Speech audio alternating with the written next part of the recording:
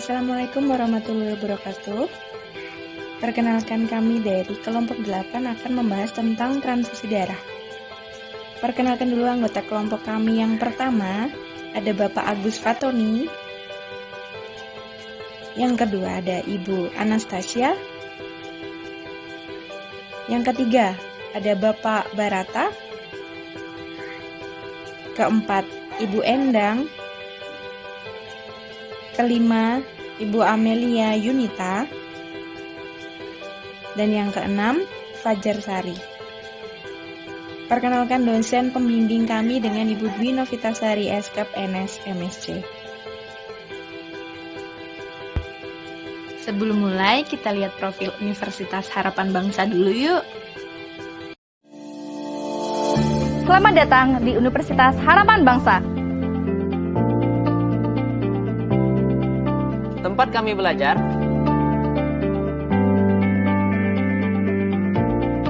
mengasah kemampuan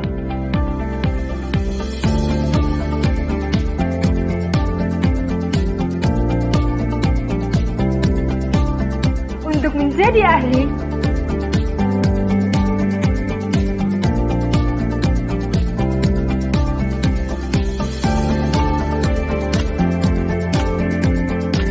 di bidang yang kami tekuni.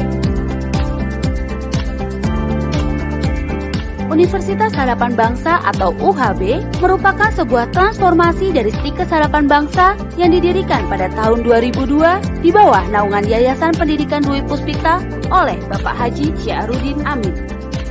Kami berkomitmen untuk menjalankan misi penyelenggaraan pendidikan tinggi berkualitas serta memiliki semangat kewirausahaan dalam rangka membangun SDM mandiri, profesional, dan berbudaya, menyelenggarakan penelitian, serta mengabdi kepada masyarakat. Thalassemia adalah penyakit kelainan darah, di mana umur darah 2-4 kali lebih pendek dibanding darah normal. Penyebabnya karena hemoglobin tidak terbentuk dengan sempurna, sehingga sel darah merah menjadi mudah rusak dan penderita mengalami kekurangan darah. Akibatnya, penderita harus mendapat transfusi darah secara rutin selama seumur hidup. Jika satu orang bisa donor darah 4 kantong dalam 1 tahun, setidaknya dibutuhkan 12 orang untuk mencukupi kebutuhan darah penderita thalassemia selama 1 tahun. Faktanya, setiap 250 ml darah yang ditransfusikan akan membawa sekitar 250 mg zat besi, sedangkan untuk kebutuhan normal tubuh hanya 1-2 mg per hari. Akibatnya, terjadi penumpukan zat besi dalam tubuh dan bisa menyebabkan gagal jantung, pembekakan hati, dan limfa.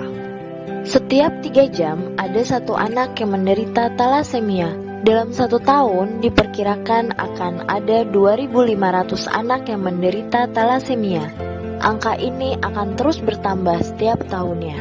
Diperkirakan tahun 2020 nanti lebih dari 20.000 anak Indonesia menderita thalassemia. Ini 2 kali lipat dari jumlah kelahiran bayi di Indonesia setiap hari, atau hampir 4 kali lipat dari jumlah penderita thalassemia saat ini. Thalassemia terbagi menjadi 2, thalassemia mayor dan thalassemia minor. Thalassemia mayor adalah orang yang menderita penyakit thalassemia, sedangkan thalassemia minor hanya sebagai pembawa gen thalassemia dengan gejala anemia ringan, sehingga mereka tidak perlu pengobatan thalassemia. Secara fisik, pembawa thalassemia tidak dapat dibedakan dengan manusia yang memiliki sel darah normal. Mereka bisa bekerja, menikah, dan melakukan aktivitas lainnya, bahkan mampu mendonorkan darah. Thalassemia bisa dicegah dengan cara menghindari pernikahan sesama pembawa thalassemia. Bagaimana cara mendeteksinya? Satu-satunya jalan adalah dengan screening darah untuk mengetahui apakah normal atau pembawa thalassemia. Bagaimana mekanisme penurunannya? Thalassemia diturunkan dari orang tua kepada anaknya. Jika sesama thalassemia mayor menikah, mereka akan melahirkan 100% anak thalassemia mayor. Jika thalassemia mayor menikah dengan pembawa thalassemia, maka akan melahirkan 50% anak thalassemia mayor. Jika sesama pembawa talasemia menikah, maka akan melahirkan 25% anak talasemia mayor. Akan tetapi, jika pembawa talasemia menikah dengan pasangan normal, maka tidak akan melahirkan anak talasemia mayor. Begitu juga jika talasemia mayor menikah dengan pasangan normal. Di Indonesia, 6-10 dari 100 orang adalah pembawa talasemia. Jika penduduk Indonesia berjumlah 200 juta jiwa, maka ada 20 juta orang pembawa talasemia. Ini setara dengan jumlah penduduk Yogyakarta 7 kalinya. Fenomena pembawa talasemia di Indonesia seperti gunung es. Masih sedikit yang sudah terdeteksi, sisanya masih banyak yang belum diketahui. Ayo, screening darahmu sekarang. Kita masuk ke materi transfusi darah. Yang akan kita bahas di dalamnya itu terdiri dari mulai pengertian, tujuan transfusi darah, manfaat transfusi darah, pemeriksaan lab sebelum transfusi, reaksi dari transfusi darah, serta discharge planning setelah transfusi darah. Yang pertama, pengertian. Transfusi darah merupakan tindakan yang dilakukan bagi pasien yang memerlukan darah dengan memasukkan darah melalui pembuluh darah, di sini namanya pembuluh darah vena, dengan menggunakan set transfusi. Tujuan transfusi darah yang pertama yaitu memelihara dan mempertahankan kesehatan pendonor.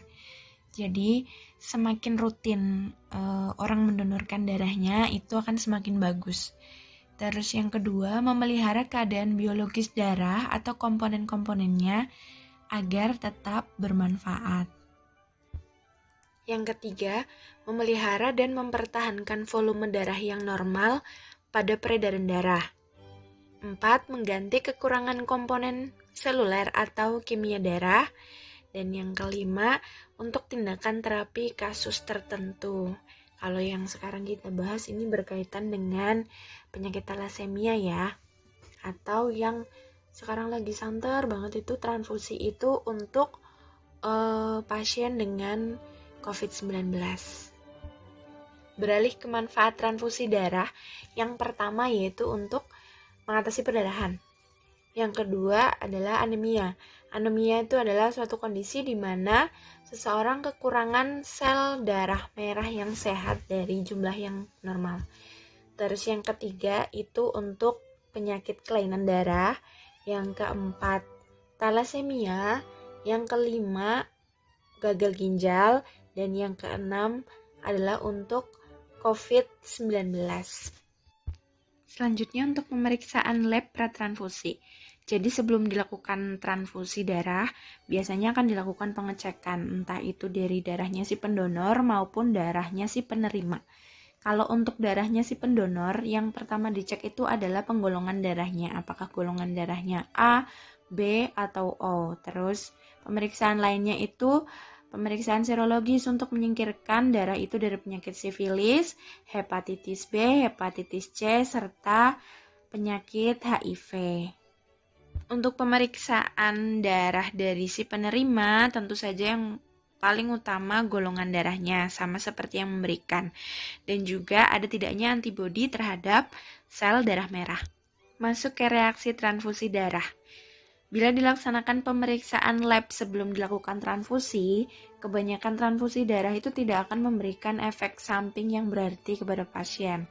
Tapi kadang timbul reaksi walaupun pemeriksaan sebelum transfusi darah itu telah dilaksanakan. Biasanya kita sering dengar dengan istilah kompatibel atau adanya kecocokan antara darah si resipien dan pendonor. Reaksi transfusi darah yang paling umum terjadi, yang pertama itu adanya demam. Terus yang kedua adalah adanya reaksi alergi. Yang ketiga, infeksi. 4. Kelebihan cairan. Dan yang kelima, kelebihan zat besi. Ini prosedur dalam transfusi darah. Yang pertama, diperiksa dulu tanda-tanda vitalnya, apakah bisa langsung diberikan transfusi darah. Terus yang selanjutnya yaitu pasang infus, karena akan memberikan transfusi darah, otomatis kita harus punya jalur masuk ke pembuluh darahnya.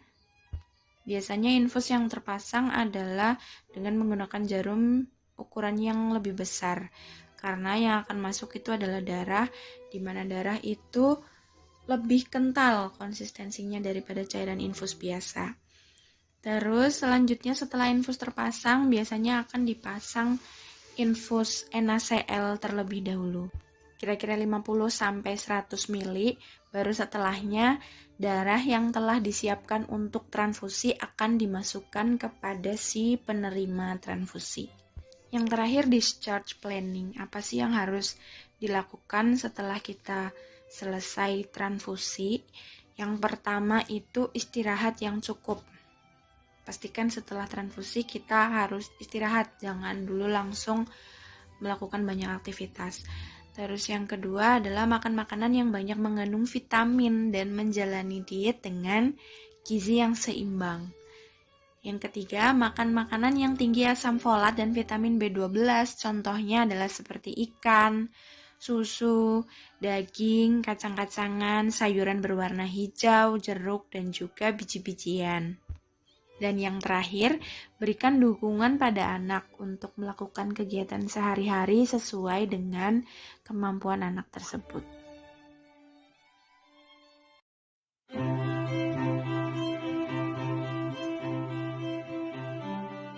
Gue Andi dan gue anaknya suka bergaul, tapi menjadi orang yang have more excuse ketika diajak donor darah.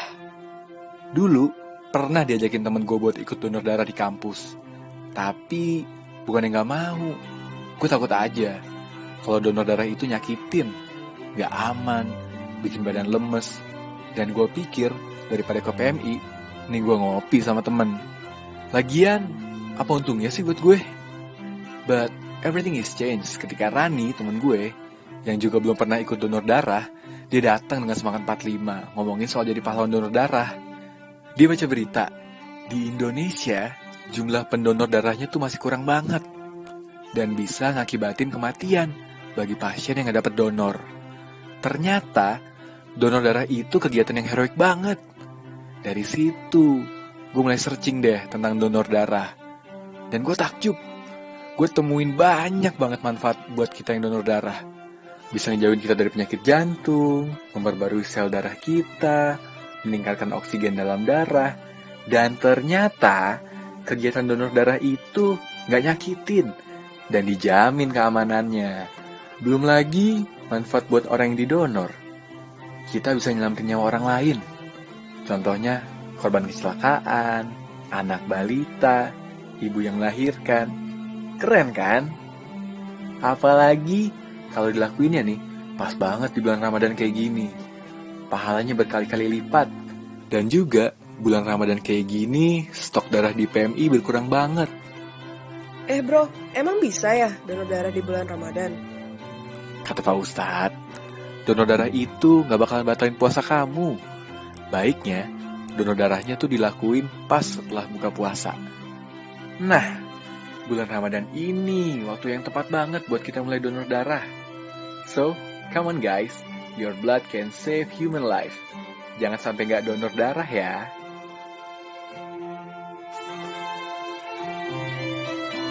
Kau bisa patahkan kakiku, tapi tidak mimpi-mimpiku. Kau bisa lumpuhkan tanganku, tapi tidak mimpi-mimpiku.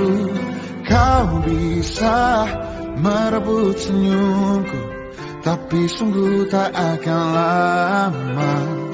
Kau bisa merobek hatiku, tapi aku tahu obatnya. Manusia